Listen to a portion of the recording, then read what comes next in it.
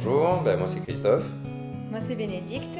Nous avons 3 jolis garçons et nous voulions faire construire une maison dans un cadre idyllique.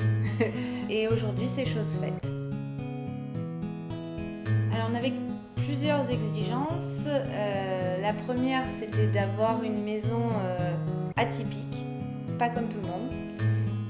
La seconde c'était plus technique et chaleureux, c'est-à-dire où on arrivait à allier tout ce qui était environnement, se fondre dans le décor, etc.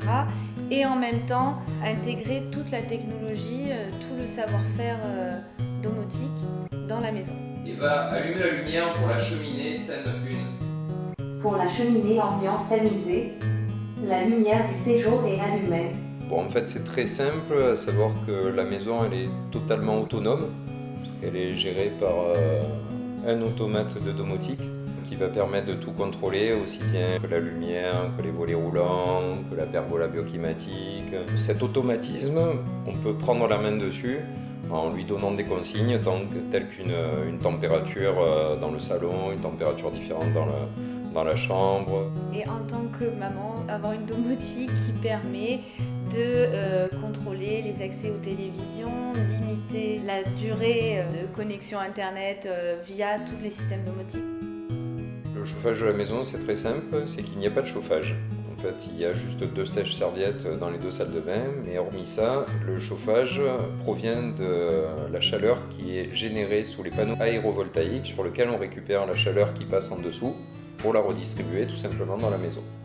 Via la VMC. Via la VMC, tout à fait, puisque à savoir que les panneaux aérovoltaïques sont couplés à la distribution de VMC dans la maison, qui est une VMC double flux et qui permet déjà de pouvoir récupérer les calories extraites de la maison avec un apport d'air neuf chauffé et couplé donc à ces panneaux aérovoltaïques qui permettent de faire du froid l'été tout simplement puisque la silice des panneaux photovoltaïques est capable de faire diminuer la température qui passe en dessous de ces panneaux à 5 degrés en dessous de l'air ambiant. Donc on est capable de rafraîchir également la nuit pendant les périodes estivales. Il y a le chauffe-eau thermodynamique également qui est capable de pouvoir émettre de l'air froid.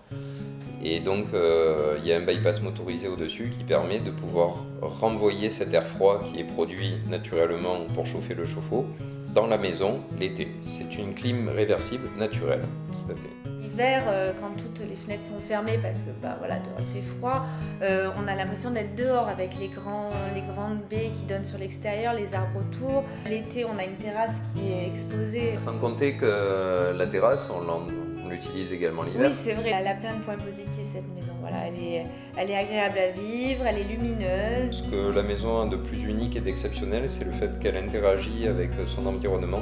Ça s'intègre très bien avec notre paysage, à savoir des arbres tout autour et surtout, la maison est en bois, elle est au milieu de bois.